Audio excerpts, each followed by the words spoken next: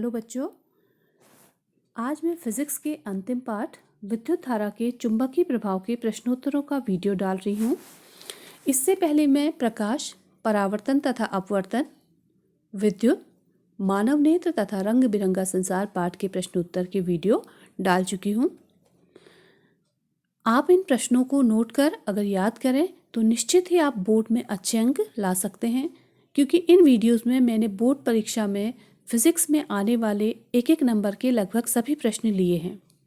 तो आज का वीडियो शुरू करते हैं विद्युत धारा के चुंबकीय प्रभाव के प्रश्नोत्तर से। इस पाठ के प्रश्नोत्तर भी मैंने 2 भाग में डाले हैं।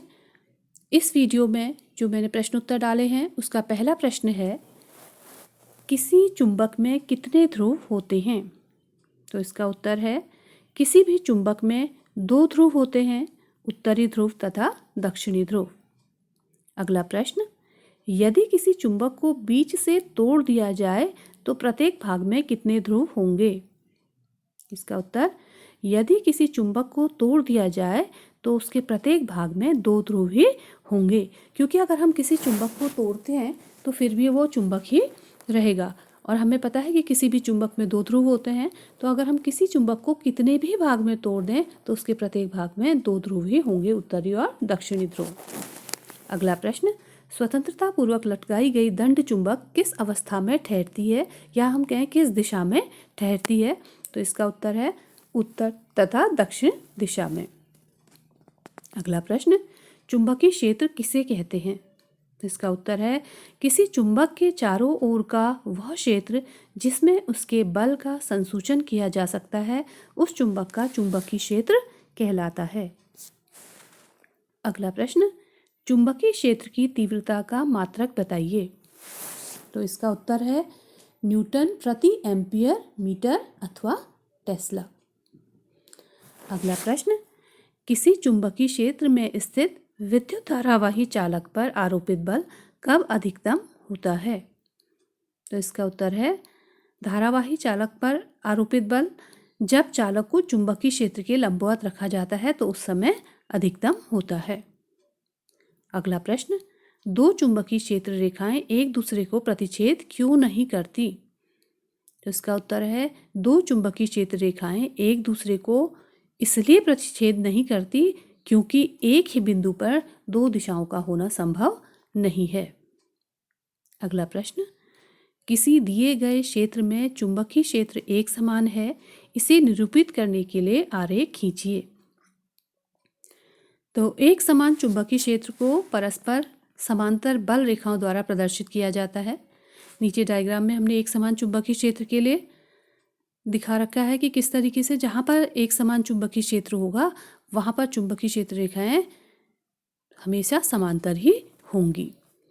अगला प्रश्न, किसी विद्युत धारावाही चालक से संबद्ध चुंबकीय क्षेत्र की दिशा ज्ञात करने वाला नियम लिखिए। तो विद्युत धारावाही चालक से संबद्ध चुंबकीय क्षेत्र की दिशा ज्ञात करने वाला नियम है दक्षिण हस्त अंगुष्ठ नियम। तो इस नियम के अनुसार जब हम अपने दाहिने हाथ से, या दक्षिण हस्त कह रहा है, यानी दाहिने हाथ में धारावाही चालक को इस प्रकार पकड़ते हैं कि हमारा अंगूठा विद्युत धारा की दिशा की ओर संकेत करता है, तो हमारी उंगलियां चालक के चारों ओर चुंबकीय क्षेत्र रेखाओं की दिशा में लिपटी होंगी। अगला प्रश्न, परिनालिका किसे कहते हैं? इसका उत्तर है, पास लिपटे विद्युत रोधी तांबे के तार की बेलन की आकृति की फेरों वाली कुंडली को परिनालिका कहते हैं। अगला प्रश्न, विद्युत चुंबक किसे कहते हैं? इसका उत्तर, परिनालिका के भीतर उत्पन्न प्रबल चुंबकीय क्षेत्र का उपयोग किसी चुंबकीय पदार्थ जैसे लोहे को परिनालिका के भीतर रखकर चुंबक बनाने में किया जा सकता है। इस प्रकार बने चुंबक को हम विद्युत चुंबक कहते हैं।